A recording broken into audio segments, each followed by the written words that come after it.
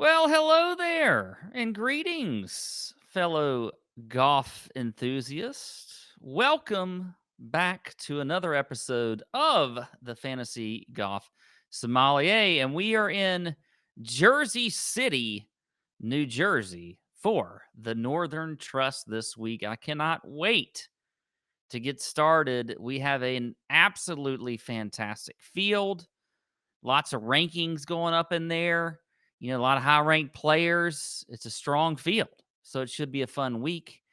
And can't wait to get going here at Liberty National Golf Club. It should be a great test for these players. And I can't wait to get going.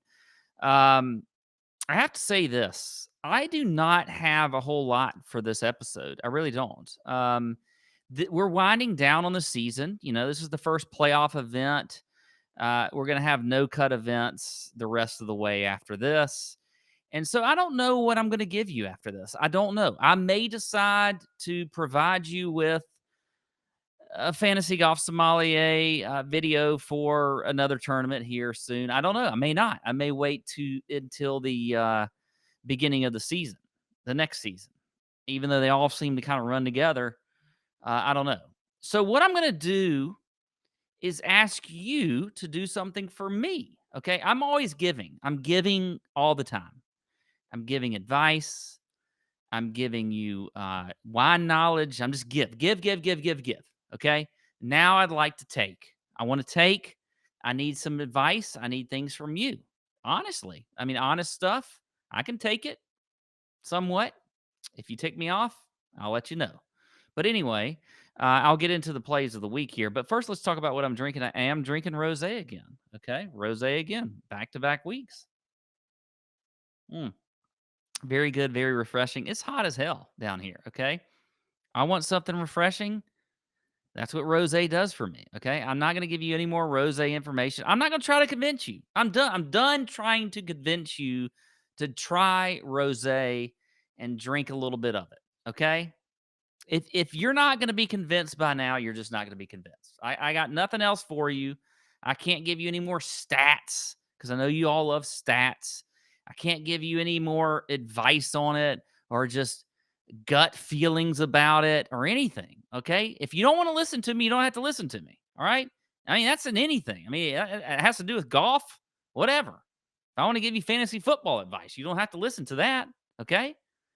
Getting into the season here in fantasy football. I kind of know what I'm doing there. I've won 3 titles in my little home league. So, I mean, just so you know, I'm just saying, I do know some fantasy football stuff. But anyway, let's talk about the plays of the week, and we're going to get into the priced like a Sutter home plays like a Camus play of the week. And for me, that is going to be Matt Wallace.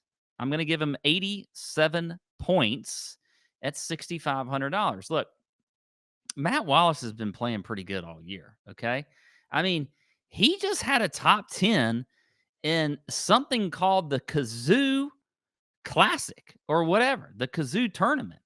And he had a top 10 there after he made the cut at the Open Championship. Checks the box, top 50 in the field in ball striking, top 50 in approach, puts pretty well on bent grass greens, great scrambler. I like all those things about Matt Wallace. I think you can dip down into the 6K range and play a few guys here, okay? These are 120 people that made it into the playoffs because at some point during the year, they actually played pretty well. Okay. I mean, there's a lot of people that wanted to be here and just weren't. Justin Rose is not here because he missed a 5-foot putt on the 18th hole or his 72nd hole last Sunday. Okay. Justin Rose, who's won a major. Everybody knows Justin Rose's name. Okay. He's not here because he wasn't good enough. Matt Wallace was, and he's 6,500. I think you can, give him a shot in this field. I like Matt Wallace at 6,500. Moving on, let's talk about the Boone's Farm Vintage Fade of the week. And this saddens me. This really saddens me because, I love Rory. I love Rory McIlroy, and I don't mind that price at 10,000. And, I would love to play him this week. I'm a little worried about his ownership. I'm surprised he's close to 15% owned. Now, you may say 15% owned, that's not all that much. Well, you know what? The way I'm seeing it right now, actually, it's pretty spread out up top. There's not anybody like Webb was last week. Webb Simpson was like 40% owned. My nose itches again. That happened last week. Um, a lot of guys are they're kind of bunched up here at the top. Rory's looking to be the seventh highest projected owned player in GPPs this week at around 15%. I don't know if I like that. You look at his driving accuracy, not very good. I think on a course like this, where I do think off the tee is going to matter, especially hitting the fairways, it's not very good for Rory. I mean, it worries you. Okay. It kind of makes you sick. It's just, this is not really the course for him. It's kind of like a disaster waiting to happen. He's 93rd in the field in driving accuracy. I mean, he doesn't really putt that well on bent grass when you look over his last 100 rounds. There's not a whole lot about Rory that gets me excited this week to play him at that 15% ownership. Now, everybody knows I love some Rory. I really do. And I hate this, but he is going to be the Boone's Farm fade of the week. I'm going to give him 82 points, though. Usually 70s. That's where I give. I'm in the 70s as far as the point range for these guys in this Boone's Farm fade, but I can't do that for Rory. I just don't feel that confident about that. But whatever. All right, so let's go on to the Pop the Court play of the week, and that will be Brooks Koepka at 10-2 on DraftKings. What do I say? I mean, are we really gonna just exclude him from our DFS GPP party? At 8% projected ownership, just to do it? Hell no, we're not. No, we're not going to exclude Brooks Koepka. No, I mean, this is just the type field where he will excel in. Okay. I don't really even care about the stats. I don't care about the course fit. Okay. But if you want some course fit stats, I'll give them to you. Top 15 in ball striking, top 15 in strokes gained approach. Okay. He's going to eat up these par fives, by the way. Eat them up.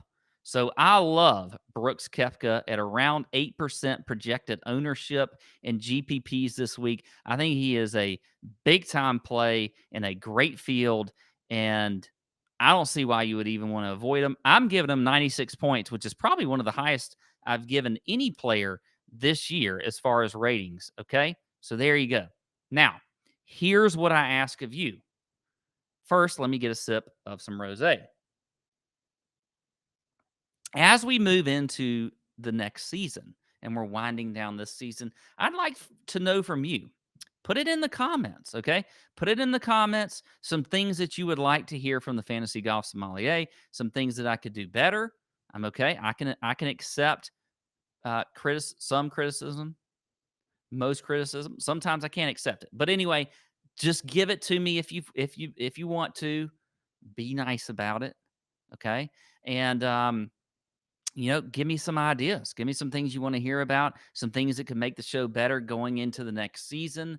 Things you don't like, things you do like, and maybe some different wine topics that you want to talk about, or things that you've always wondered about wine that I could shed some light on. So I ask you now. This is your homework. Just put some comments in here or email us info@tourjunkies.com. Let us know what you think about the Fantasy Golf Sommelier. Hey, hell, you may tell us to scratch it. Okay. You may say, screw the FGS, do something different, Pat. I hope you don't say that, but if you do, actually don't say that. I really don't want you to say that, but if you do say that, I'll take it into consideration, or I might not. But anyway, so you get what I'm trying to say.